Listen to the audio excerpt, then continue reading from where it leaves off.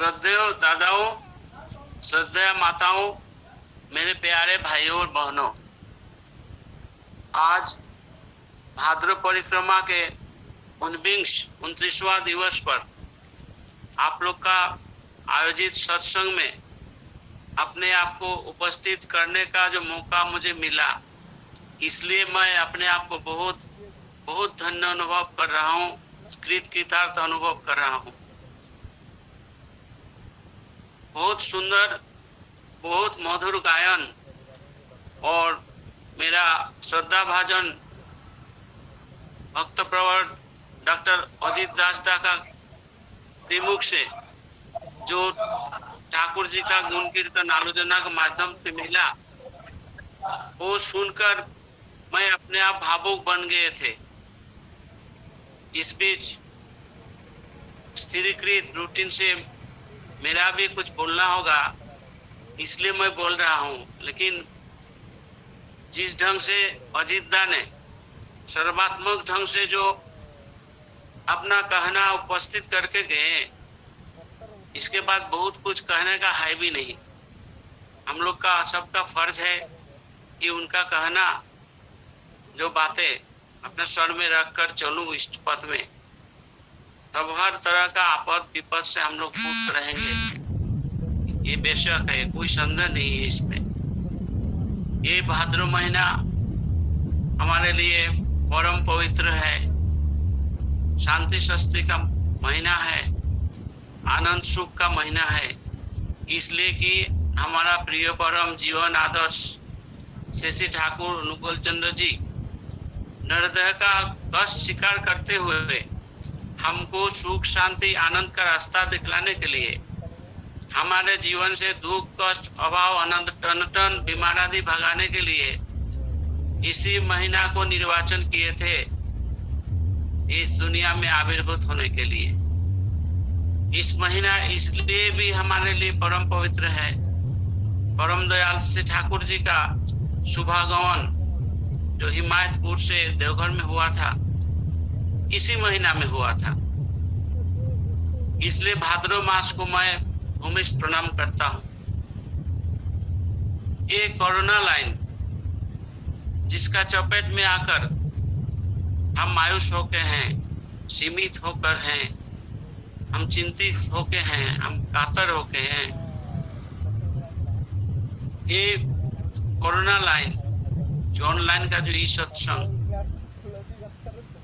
इसका बहुत सकारात्मक साइड भी है, पॉजिटिव साइड। कोरोना को तो ऐसे नकारात्मक ढंग से हम लोग देखेंगे इसलिए कि इसका जो प्रभाव जो वैश्विक महामारी रूप से प्रकट हुआ, इसका अस्वीकार करने का कोई जगह नहीं है। लेकिन इसमें भी हम लोग जो ठाकुर जी का जो शरण जिन लोगों को मिला, हम लोग मायूस हुए, कातर हुए, म्रियमान हुए, कोई संदेह नहीं है। तकलीफ सबका साथ हम लोग का भी हुआ, लेकिन हम लोग आम आदमी जैसा प्रजुदस्त नहीं हुए, विध्वस्त नहीं हुए, ध्वस्त नहीं हुए हैं। हम लोग जानते हैं हम सत्संगी कभी निश्चिंत नहीं होंगे। क्यों?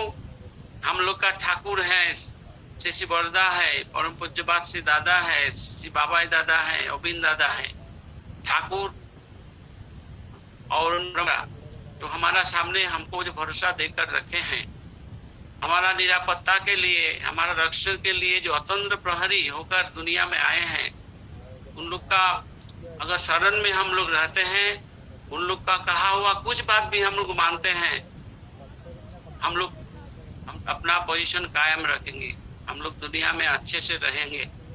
कष्ट का बीच भी, हालांकि जो मरण का चपेट, उसका जो दाबोच हमारा आसपास में घूम रहा, तो भी हम लोग जीवन वृत्ति कामी है, जीवन कामी है।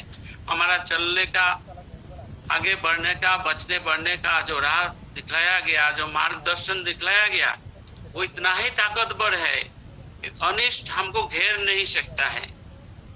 कुछ क्षण के लिए हमको मायूस कर सकता, लेकिन मायूसी तुरंत चला जाएगा इन लोग का दया से। और भी इतिबाचक दिख जो है कोरोना का, जो हम लोग का जो इष्ट प्रेम था, इष्ट प्रणता था, इष्ट के लिए करने का जो प्रयास था, कोरोना का चपेट में आकर, महासंकट का चपेट में आकर कुछ ना कुछ तो बढ़ गया है। हम लोग कितना समय बिताते थे ठाकुर को लेके, ठाकुर का भाव नीति लेके, लेकिन कोरोना जब हम लोग को अटैक किया है, आक्रमणात्मक ढंग दिखलाया, उसका दांत जब निकाल दिया हम लोग को पकड़ने के लिए, तब ठाकुर जी का श्रीमुख का कहा हुआ है, इष्ट प्राणता सब कुछ से बचा सकते हैं हमें। और ठाकुर जी बोले हैं कि तुम लोग 1 घंटा जजन करते हो, 1 घंटा जाजन करते हो, सिर्फ 5 मिनट इष्टवृत्ति में बिताते हो, बाकी सारी समय कैसे बिताते हो? तुम्हारा जो चलन में, तुम्हारा जो कथन में, तुम्हारा जो खान पीन में, तुम्हारा कपड़ा जो पहनते हो और परिवेश में, वातावरण में तुम व्यवहारिक ढंग से जो प्रकट होते हो, उसमें कितना % तुम्हारा इष्ट है? और नहीं है तो तुम्हारा क्या हुआ? इष्ट प्राणता कहाँ रहा? इष्ट प्राण मतलब इष्ट संप्राण। इष्ट जैसे हैं, ठाकुर जैसे हैं, वैसे इष्टत्व, ठाकुरत्व का विकास करना है अपना चाल चलन में, खान पीन में, सब कुछ में। और 24 घंटा हम लोग उसको शरण मनन चिंतन चयन नहीं करते हैं और उनका बात दुनिया में फैलाने के लिए कोशिश नहीं करते हैं, अपना आलसी में रह जाते हैं, दीर्घ सूत्रिता में रह जाते हैं, सारा दुनिया में उनका सतनाम प्रचार करने के लिए कोई कोशिश नहीं करते हैं, तो हमारा चाल चलन में कहाँ इष्ट प्रकट हुआ? कोरोना हम लोग का कुछ ना कुछ समय बढ़ा दिया हम लोग का जीवन में इष्ट का साथ करने का प्रयास में। ये कोरोना के माध्यम से हम लोग जो ऐसे सत्संग ऑफलाइन में करते थे, भाद्र परिक्रमा में 90 तो होता ही था 1 महीना में, हालांकि हम लोग को महाप्रसाद भी मिलता था। अभी कोरोना का ये चपेट में आकर वो नहीं मिल रहा, हम लोग का दुख है। लेकिन ऑफलाइन में जब हम लोग रहते हैं, हम लोग कितना आदमी मिलते जुलते थे सत्संग में, हिसाब कीजिए। और अभी आज समुद्र हिमाचल, सारा दुनिया, तमाम दुनिया लेकर हम एक दूसरे से भाव प्रदान आदान प्रदान करते हैं, सत्संग का माध्यम से जुड़े हुए हैं। हम लोग जानते कहाँ थे, कहाँ कितना कैसा प्रतिभावान अच्छा गुरु भाई हैं, कहाँ कहाँ हमारे इष्ट भाइयों बसे हैं, कौन क्या करते हैं, हम लोग नहीं जानते थे, जानने का कोशिश भी नहीं करते थे। कोरोना हम लोग को मजबूर कर दिया जानने के लिए हमारा जो संसार, हमारा जो परिवार, हमारा सत्संग जगत कितना बड़ा है, उसका सीमा कितना बड़ा है। ये जो इतना इतना मधुर गायन वाला गायक गायिका सामने आ रहे हैं, आलोचनाकारी गुरु भाई माताओं आ रहे हैं सामने, ये प्रतिभा कहाँ छुपा हुआ था, हम लोग तो नहीं जानते थे। कोरोना का मजबूरी से ये जो हम लोग का बीच जो आदान प्रदान का जो भाव जो पैदा हुआ, जो कायम हुआ, इसके माध्यम से हम लोग एक दूसरे को जान सके हमारा संसार कितना बड़ा। इसके बाद कोरोना का और भी सकारात्मक साइड है जो हम डॉक्टर लोग बोलेंगे कि कोरोना के चलते बहुत खान पान का जो रेस्टोरेंट होटल बंद हो गया, जो उल्टा पुल्टा खाना पीना जो खाने वाले थे, उल्टा पुल्टा पान करने वाले थे, शराबी आदमी जो पीते थे, तो ये पार्टी में जो खान पान शराब ऐसे भी जो खान पान सारे दिन बाहर में खाया पिया जाता था, लॉकडाउन की वजह से कम हो गया।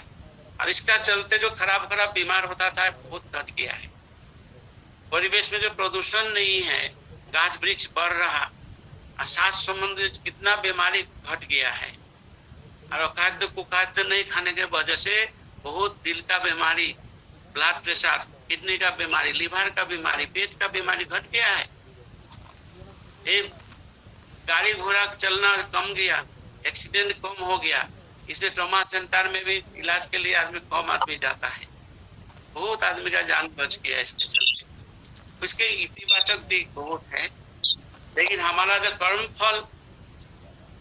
फल हम संचित किए हैं, क्यों युग पुरुष का बात हम नहीं सुने, ये युग छंदित क्षण में आके परम दयाल बार बार चिल्लाए कुंभकर्ण से, जे महाप्रलय, महासंकट, महामारी सब कुछ सामने है, सावधान हो जाओ। हम लोग सुने नहीं। जिस वक्त में, जिस समय कालीन ठाकुर जी जितना दीक्षित आदमी लाने बोले थे, जितना पीएचडी लाने बोले थे, जितना सही ढंग का नेता लाने बोले थे, जितना कृष्टि बांधव कृष्टि पहरी संग्रह करने बोले थे, उस तेज रफ्तार से हम लोग नहीं किए। वातावरण में जिस ढंग से जिस रफ्तार से जैसा जागरण करने के लिए उन्होंने बोले थे, महासंकट महाप्रलय टलाने के लिए, हम लोग नहीं किए। इसलिए हम लोग कर्म फल संचित किए। ठाकुर जी बोले हैं तो दुष्ट ग्रह को ग्रहण किया जाता है, हम लोग किए हैं। इसलिए हम लोग का ये मायूसी, ये हमारा संचित कर्म फल है। लेकिन ठाकुर जी आशावादी परम दयाल हैं, क्षमा सुंदर है, हम लोग राह भी बता दिए। इसलिए हम लोग स्लोगन अपना आत्मा को वातावरण को देते रहते हैं। पांचों जन्म दीक्षे हाक इष्टवृत्ति सोजाग्रा। तो कुरुक्षेत्र में युद्ध शुरू होता था, हमारा भी कर्म क्षेत्र में युद्ध शुरू होता है, कार्रवाई शुरू होता है इष्टवृत्ति का माध्यम से। इसको सजा ठीक ढंग से सेंटिमेंट लेकर करने के लिए बोले हैं। जो तो ये आशुक आपद विपद जेमनी हो प्राण, इष्टवृत्ति आने ही आने सोबार परित्राण। कैसे गारंटी? अगर इष्टवृत्ति हम लोग ठीक ढंग से करते हैं, जितना भी आफत जितना भी विपद आए, जैसे भी हमारा दिल मचले, कुछ नहीं होने वाला है। इष्टवृत्ति हम लोग को परित्राण देगा। दुख कष्ट जो तो ही आशुक ऊर्ध्वे रेखो मन, पाचार बारा पुण्य नहीं जेनो अनुपन। कितना भी कष्ट, कितना भी आपद, कितना भी मायूसी आया, हम लोग ध्वस्त विध्वस्त नहीं होंगे। अगर ठाकुर का बात सुनकर उर्दू में की, तो ठाकुर बोले हैं कि तुम्हारा निष्ठा, तुम्हारा प्रेम, तुम्हारा भक्ति, तुम्हारा शरण मनन तीसरा दिल में रखो। जहाँ ठाकुर जी का अवस्थान है, उनका हमारा जो भक्ति है, हमारा आचार विचार है, हमारा निष्ठा, उसमें संलग्न करके रखने बोले हैं। उत्सुमुखी जैसे हम रहे। उत्सुमुखी रहने से क्या होगा? जो मकड़ा का जीवन में हम लोग देखते हैं, मकड़ा का 8 पैर है। वो जब 10 महला बिल्डिंग से कूदता है, उसको पैर कभी टूटता नहीं, अपना आराम से चला जाता। और हम अगर 1 महला से कूदते हैं, हमारा हाथ पैर टूट जाता है, हेड इंजुरी होता है, मौत का घाट में पहुंच जाते हैं हम लोग। ये जो अंतर किस लिए है? अंतर है इसलिए कि जो मकरसा, जो मकड़ा जो है, वो जो 10 महला से कूदता है, जहां से वो कूदता है वहां से अपना तो धागा लगा के, अपने सलाइबा से धागा बना के, धागा लगाते हुए इसके जाल में, तब वो कूदता है। उसके साथ उसका जो संयुक्ति है, संलग्नता है, वो राख के वो अपना कर्म क्षेत्र में कूदता है। तो हम लोग भी अगर अपना उत्सव के साथ परम दयाल से ठाकुर जी का श्री चरण का साथ अपने आप को जितना क्षण हम लोग जितना समय दे सके जुड़ के रखते हैं, चरण कर्म क्षेत्र में आकर हम लोग का भी कोई दिक्कत नहीं होने वाला है। यही है विधि का विधान।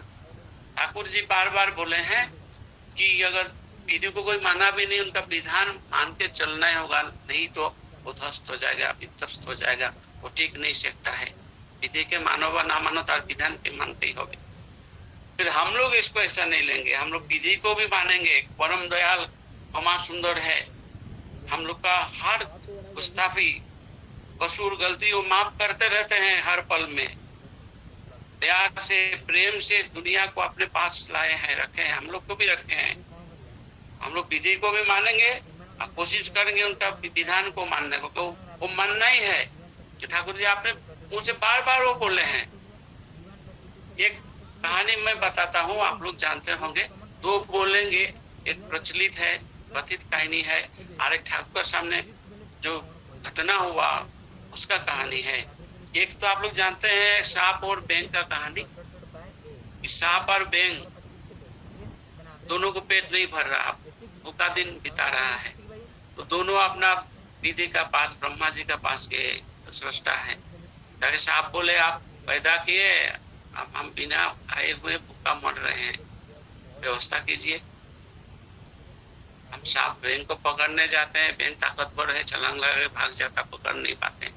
बैंग भी जाके बोला हम तो भूखा मकड़ा खा सकते हैं इधर उधर जाके, लेकिन सारी दिन सांप मुझे खाने के लिए पीछा करता है, तो मेरा भी पेट नहीं भरता।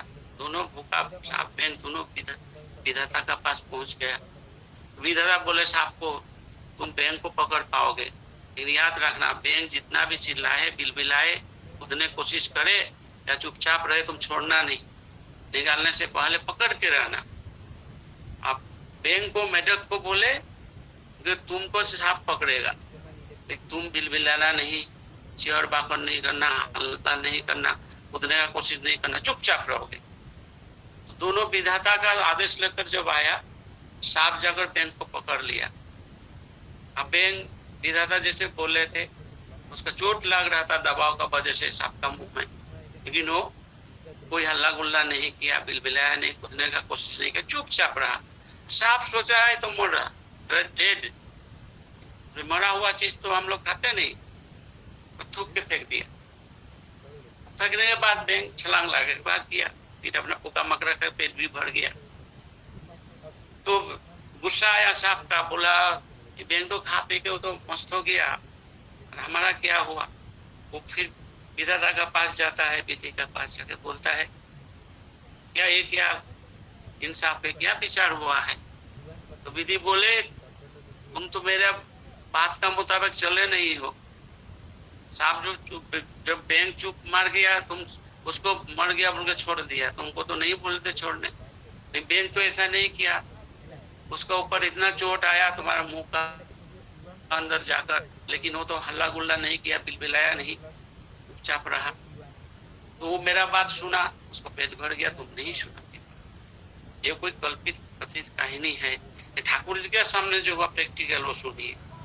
एक बच्ची थी 10-11 साल का, नौहाटी का, वेस्ट बंगाल की, तो बाद में डॉक्टर बनी थी। तो उनका बाबूजी ऋतिक थे, ठाकुर का ऋतिक देवता, वो बार बार ठाकुर जी के पास आते थे, थोड़ा मौका मिलने से चले आते थे। बच्ची भी चली आती थी, और बच्ची का मकसद था कि ठाकुर जी को सारे दिन उनका श्रीअंग देखे, उनका जो देखने का प्रक्रिया, उनका श्रीअंग का जो चाल चलन, उनका बोलने का जो तरीका, सब कुछ देखने के लिए सारे दिन पार्लर का पास खड़ी रहती थी, जितना घड़ी तक संभव हो रहती थी। एक रोज ठाकुर जी स्नान करने जाएंगे, इससे पहले बच्ची खड़ी थी, तो ठाकुर जी को तेल लगाया जा रहा था, भक्तजनों लगा रहे थे, ठाकुर जी पुल में बैठे थे वहां। तो जब तेल लगाना हो गया, ठाकुर जी स्नान करने के लिए जा रहे अपना बाथरूम में, तब वो बच्ची अटक करके घुस गई पार्लर के अंदर, जाकर झुक के नीचे जहाँ ठाकुर जी का पैर से तेल लगा हुआ था फ्लोर पे, वो तेल झुक के लगा, हाथ में लेकर लगा के अपना सर में और अपना छाती में लगाई भक्ति भर से। तो ठाकुर जी एक बार घूम के देखे क्या कर रही हो, वो समझ गए। ठाकुर बोले ओ सुनो मेरा बात, तुम अगर मेरा पैर को काट के भी अपना गले में झूला लेते हो, लटक लेते हो, तो भी कुछ नहीं होगा, अगर मेरा कहा हुआ मुताबिक तुम काम अगर नहीं करोगे।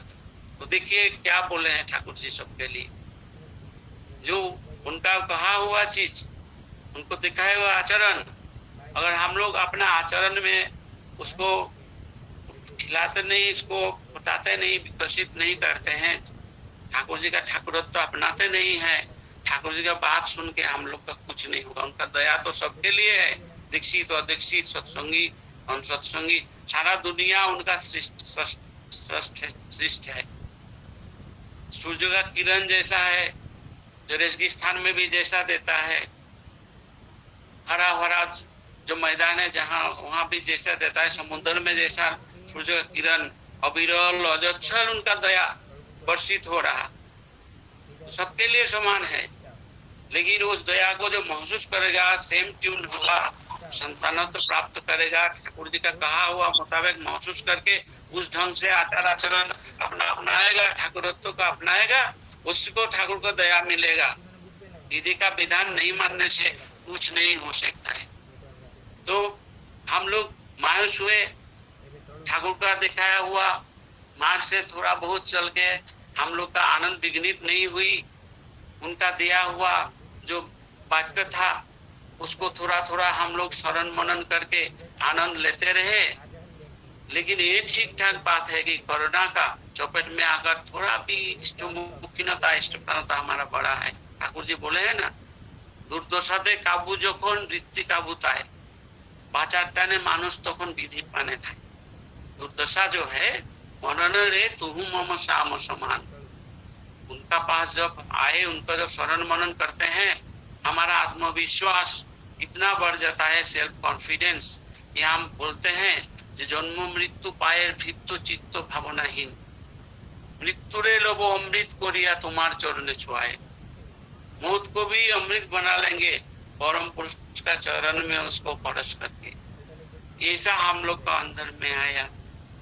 पूज्य दादा श्री श्री बाबाई दादा इस युग छंदन में ठाकुर आके एक विशेष कार्य मानव सभ्यता के लिए करके गए, वो है आचार्य परंपरा जो रख के गए, ताकि उनका लीलायत जीवन का अवसान पर जब वो हमारा चक्षु का अंतराल में चले गए, तो भी आचार्य परंपरा का माध्यम से श्री बरदास, श्री दादा, बाबाई दादा, अभिन दादा, इन लोग का माध्यम से हम लोग का जो सुरक्षा मिल रहा, हम लोग का निरापत्ता का जो अतंत्र प्रहरी वो है, हम लोग का जो गार्जियन अभिभावक जो वो है, हम लोग का मार्गदर्शन कराते रहे हैं, हम लोग का गलती पकड़ कर उसको सुधराने का कोशिश कर रहे हैं। दुनिया में सिर्फ 3-4 करोड़ आदमी हम लोग है, गिनमानी आदमी, 750 करोड़ आदमी है सारा दुनिया में।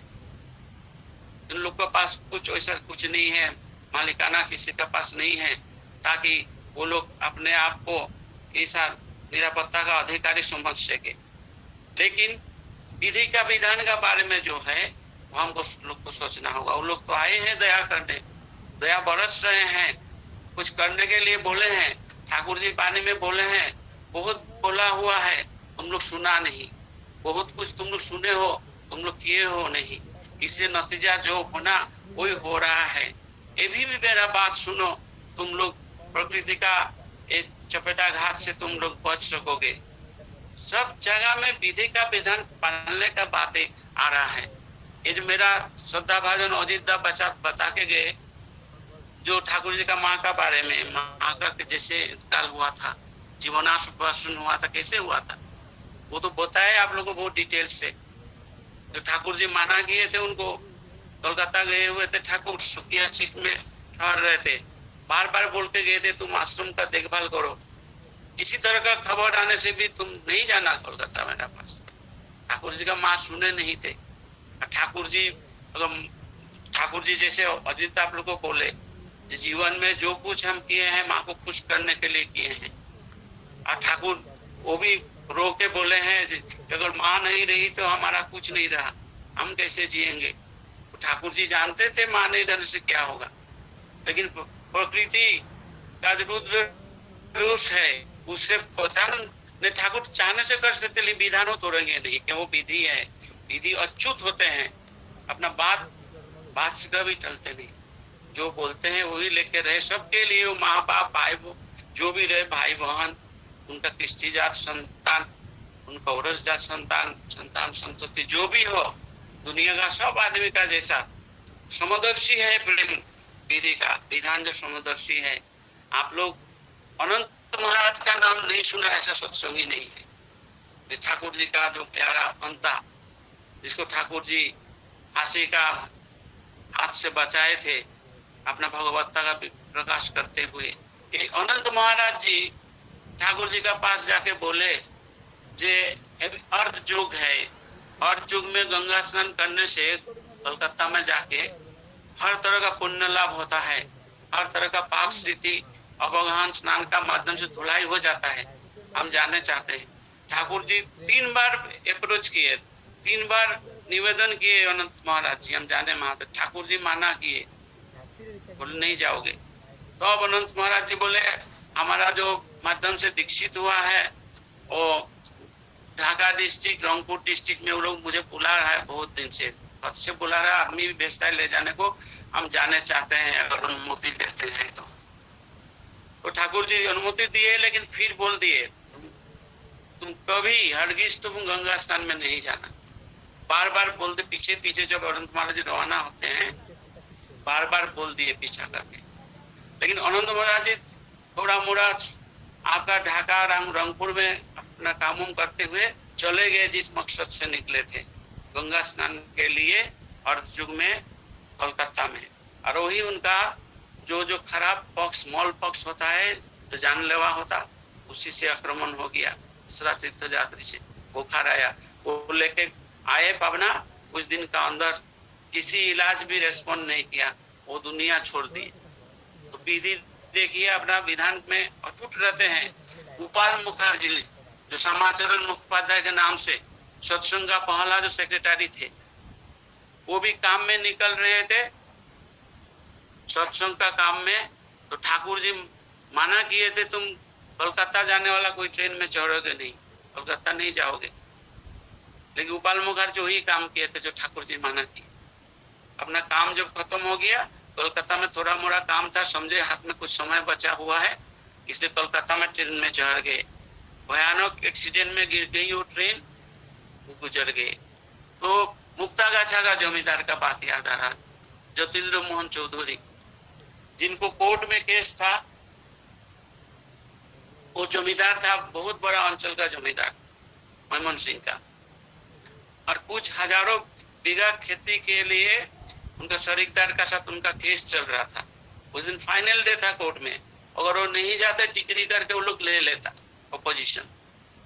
ठाकुर जी को पता है, ठाकुर जी आज मुझे जाना ही होगा, क्यों आज नहीं जाने से डिग्री हो जाएगा मेरे खिलाफ, मेरा बहुत बड़ा जमीन चला जाएगा। ठाकुर जी बोले नहीं जाना है आपको, बहुत बार बोले। जब नहीं माने तो ठाकुर जी उनको बजाने के लिए बोले कि मेरा जो गड़गड़ा है, हुक्का जो है तंबाकू पीने का, उसका जो नाली खराब हुआ वो मंगा के देखे तब जाइए। तो हिमायतपुर में उतना आसान नहीं था वो मंगाना, लेकिन उनका इन्फ्लुएंस था, भक्ति था। वो पावना टाउन में कुछ खबर करके तुरंत टाइम में वो मंगा लिए नल जो हुक्का का। तब तो उन्होंने फिर बजाने के लिए ठाकुर बोले ऐसा नहीं, मेरा पास नहीं थे ना, ऑफिस में जाके नाम लिखवा के उसको जमा कीजिए, ताकि और थोड़ा उस जगह में थोड़ा समय बीते। वो भी तुरंत करके चले आए। तो अब ठाकुर जी बोले अगर आपको जाना है तो आप मेरे अपना गाड़ी में चढ़ के जाइए। वो नहीं माने, बोले जिसमें आपका पद रज पड़ता है, पद धूलि पड़ता है, उसमें हम पैर नहीं रखेंगे, नहीं चढ़ेंगे आप। वो भी नहीं माने। ठाकुर जी किसी को ना नहीं बोलते थे। तो चढ़ गए गाड़ी में, जाते रहे, ठाकुर जी देखते रहे उदास नयन से। तो जाते जाते रास्ता में एक गाछ का साथ धक्का लगा, उनका गाड़ी वो गुजर गए। तो ऐसा ही हुआ। और माता मोहिनी देवी का बात तो आप लोग सुने अजीता का मुंह से। यहाँ में एक तो कहानी मेरा याद आ रहा, देवघर में एक आदमी लाचार होकर, दरिद्र आदमी, जिसका बाल बच्चा पत्नी को खाना नहीं दे पाता है, लाचार होकर आकर ठाकुर जी के पास प्रार्थना किया, ठाकुर मैं क्या करूं, बाल बच्चा को खाना पीना देने नहीं सीख रहे हैं, लोग कपड़ा लता नहीं दे सक रहे हैं, घर दरवाजा भी ठीक ठाक नहीं है। तो ठाकुर जी बोले पूछे उसके वर्णाश्रम क्या है, तो बोले हम जादव सैनिका है, तुम एक काम करो, हाँ, ये गुरु भाई लोग को बोले कुछ कुछ भिक्षा देने के लिए, ये तुम्हारा कैपिटल हो गया, तुम व्यवसाय करो दही का, दही बेचोगे, लेकिन रेल लाइन का उधर में नहीं जाना, जो बद्रीनाथ रेल लाइन है उधर में हरगिज तुम नहीं जाना। आप दही तुम बेचोगे और बड़ो का पास, सीसी वर्मा का पास थोड़ा सा हर रोज दे के भी जाओगे। ये दही का लिए नहीं बोले ताकि उनका आंख का सामने आए हो। पहले कुछ दिनों किया उनका दया का निदान है व्यवसाय, बहुत तुरंत रास्ता पकड़ लिया, बहुत जोर जोर चलने लगा दही, फेमस दही। तो वो देखा है दूसरा को लगा के इस बिजनेस में वो डेली पैसेंजरी करता रहा। देखा कि यहाँ गांव में जो सब्जी मिलता है उसका कीमत यहाँ कम है, आसनसोल में ज्यादा कीमत है। यहाँ से टटका लेके रोज ट्रेन में चढ़ने लगा, ट्रेन में जाया करने लगा। वो ठाकुर जी मना कर दिए थे। एक दिन ऐसा हुआ, खचाखच भीड़ था ट्रेन में। वो जब आ रहा था वो बद्रीनाथ, वो जो हम लोग का जो हॉल्ट स्टेशन है वहाँ फिसल के गिर गया, ट्रेन उसका दोनों पैर काट के चला गया। आदमी आके ठाकुर जी को खबर दिया, ठाकुर जी इसका एक चीज हुआ। तो ठाकुर जी बोले जो पहला दिन मेरा सामने वो आया था हम देखे थे उसका दो पैर नहीं है। इसको बचाने के लिए हम कोशिश किए थे, लेकिन वो बच नहीं सका। तो विधि अपना विधान देते हैं। हम लोग जितना मान विधि विधान पालबी जेमन যতটা বা যতটুকু केटे छेटे सब मिलिए पाबियो फल ततटुकु। तो हमारा ये विधि का विधान के बारे में बोले तो हम पहले बोले हम लोग कर्म फल संचित किए हैं, हम दुष्ट ग्रह को ग्रहण किए हैं। किस लिए? क्योंकि युग संधिक्षण में परम दयाल जो दुनिया में आए हैं, आके आप लोग जो उनका किताब पढ़ते हैं और भक्तजनों जो ठाकुर जी का दर्शन किए, ठाकुर जी का चर्चा करते हैं, उन लोग का कहने का मार्फत आप लोग सुने होंगे। बार बार ठाकुर जी दोहराते थे जे महाप्रलय महादुर्दशा युग संकट आया है। वो लोग तो वेत्ता पुरुष तो ऐसे ऐसे नहीं आते हैं ना, जुगो चिकित्सक है, हब रोग है, दुनिया का कोई बीमारी गहरा बीमार होने से अवतारी आते हैं, नहीं तो अपना दूध को भेजते हैं अवतार। खुद आ गए हैं, इतना प्रकट हो गया इतना युग संकट। वो संकट क्या है वो ठाकुर जी बोले हैं। जो ठाकुर जी का आप लोग मालूम है एक तो स्टोरी, शायद बोराल बांग्लो में जब ठाकुर रहते थे, जो मेमोरिया अभी हुआ, वो सीढ़ी से उतर रहे हैं, आधा उतरे, सामने देखे जहाँ एक तो पीपल का एक तो पेड़ है, सत वृक्ष, जहाँ काठ का कारखाना है, देखिएगा अभी भी है, उसका जो पेड़ का डाल का बीच से ठाकुर देख रहे हैं। देखते रहे ठाकुर क्या देख रहे हैं? बोले मैं तो देख रहा हूँ शिव रक्त धारा और नॉर्मल और कुछ नहीं। तुम लोग क्या देख रहे हो? नहीं हम लोग तो हवा देख रहे हैं, आसमान देख रहे हैं, घास का पत्ता डाल देख रहे हैं। तो ठाकुर जी बोले जो मुझे जो दिखाई पड़ रहा, अगर तुम लोग देख सकते, मतलब वो सिर्फ नॉर्मल रक्त धारा देख रहे और कुछ नहीं, सारा दुनिया छाया। बोले हैं ऐसा दिन आ रहा कि रक्त धारा नॉर्मल छोड़ के रास्ता में कुछ नहीं रहेगा, नाला में बह के जाएगा रक्त धारा, सुनीत धारा जाएगा, लोगों का धारा। तो उसी का बीच में चल के काम करना होगा।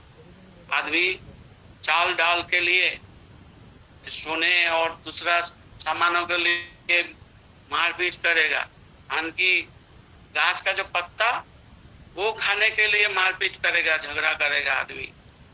लेकिन उस हालात से भी बचने का एक ही रास्ता है, वो है इष्ट प्रणता, वो बचा के गए।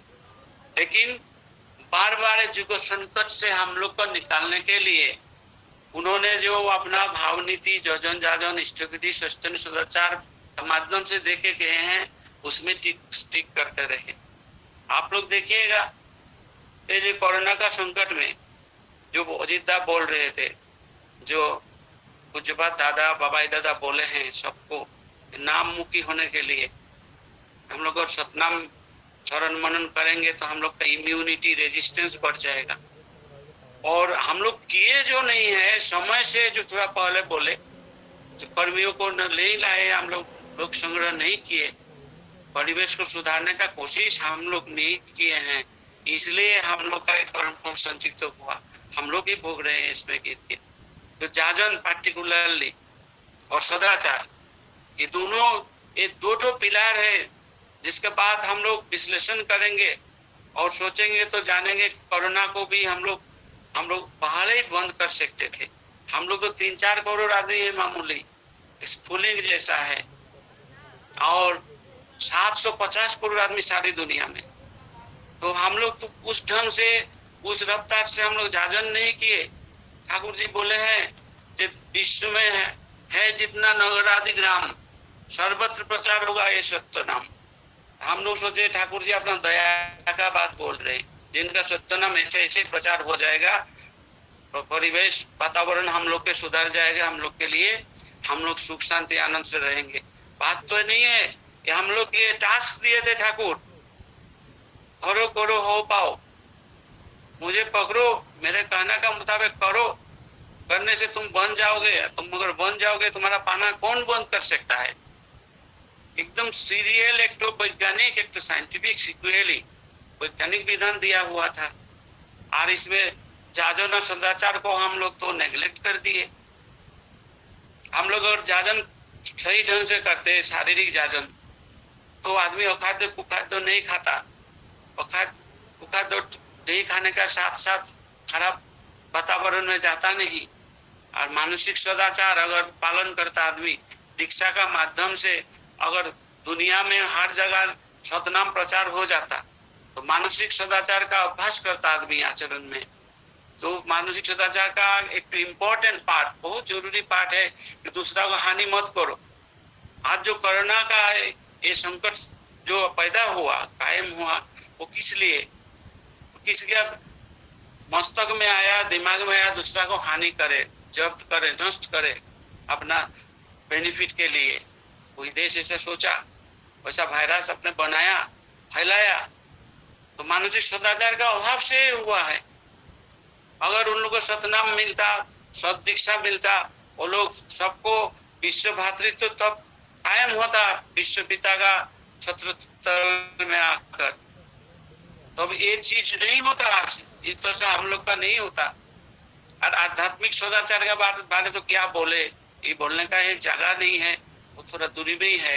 कम से कम शारीरिक मानसिक सदाचार पालन करता तो ऐसा महामारी अतिमारी का सम्मुखीन हम लोग नहीं होते। अभी सदाचार का बारे में ठाकुर जी 100 साल से बोल के गए सारा दुनिया में।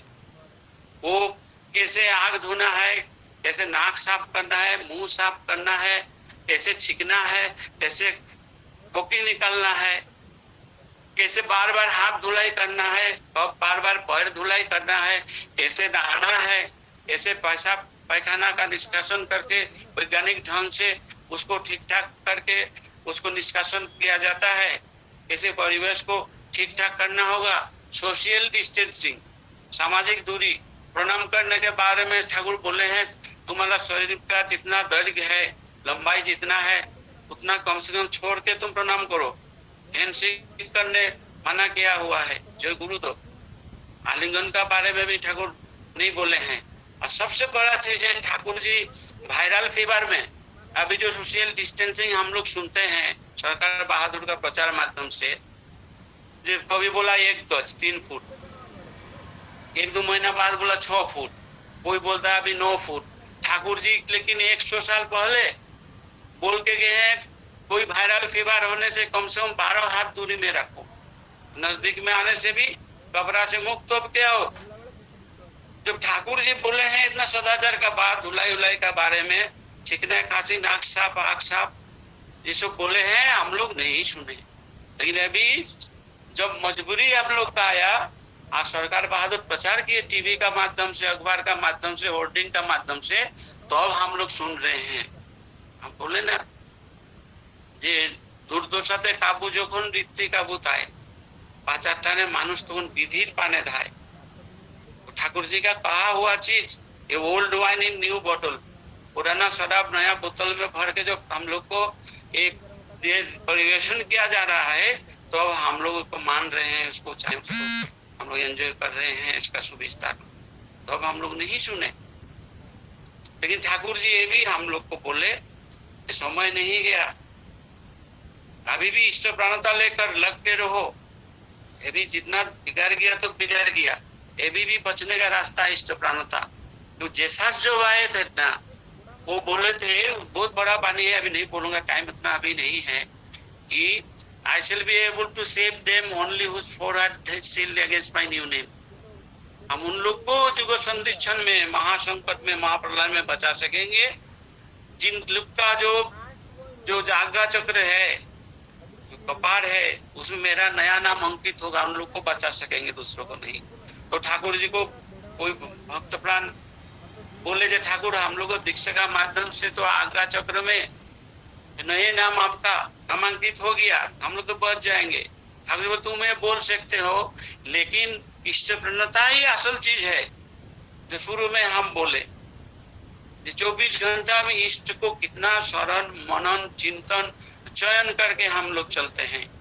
शरण तो सब कोई जानता है, उनका शरण लेना, एक मेवा द्वितीयम, मनन हर वक्त उनको करना, उनका नीति के बारे में और क्या किया जाए, कि आप वास्तव में जाता है उसका रास्ता निकालना, चिंतन, ठाकुर का जो भाव, ठाकुर जी के जो सामने दो लोगते हैं, कैसे देखते हैं सामने, ठाकुर जी कैसा बात बोलते हैं, ठाकुर जी अपना श्रीअंग को कैसे हिलाते हैं, और व्यवहारिक जीवन में ठाकुर कैसे हैं, उनका प्रेम प्रीति, उनका जो जो जो महानुभवता, जो हम जो श्रेष्ठ गुण उनमें विकसित है ठाकुरत्व का, उसका बारे में हम लोग को चिंतन करना है, कर हम लोग का चयन करना है।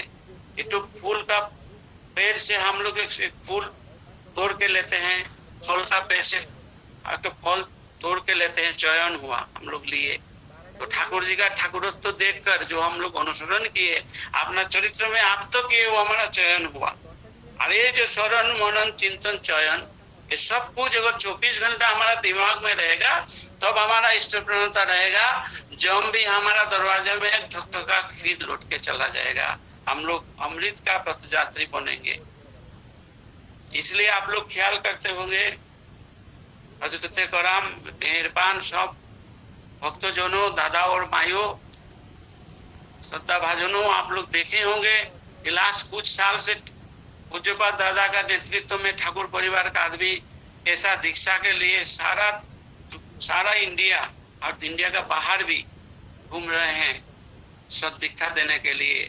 सद दीक्षा तो एक कुनी नहीं, स्थित राख समृद्धि मोरन तारण नाम जो पे काटे अकल जुम्भी थी।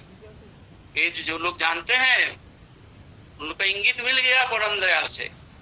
जिस आदमी को ठीक से अभी शरण नहीं लिया जाता है, ठाकुर का अगर श्री चरण में नहीं लाया जाता है, इष्ट का बंधनी में लक्ष्मण रेखा में उन लोग को डाला नहीं जाता है, जम घिर के है, इनको निश्चिन्न होने के हाथ से कोई नहीं बचा सकता है।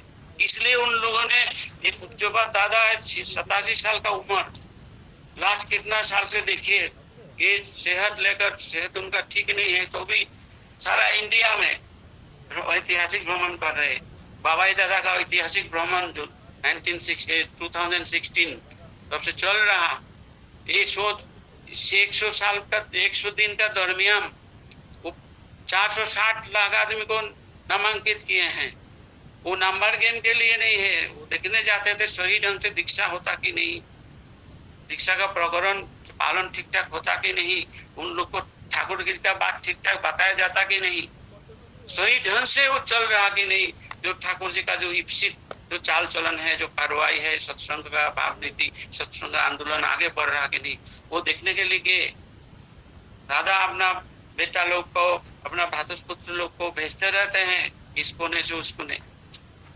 उसका मकसद क्या है तो लोग जानते हैं, उन लोग को इशारा मिला कि चरम संकट का दिन आ रहा।